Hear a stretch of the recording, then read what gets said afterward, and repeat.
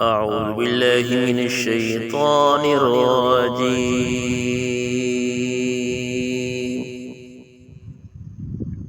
بسم الله الرحمن الرحيم.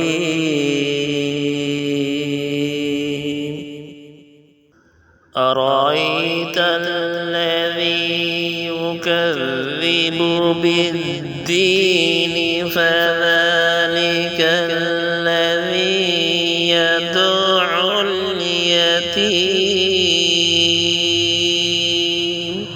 ولا يحض على طعام المسكين فويل للمصلين الذين هم عن صلاتهم ساهون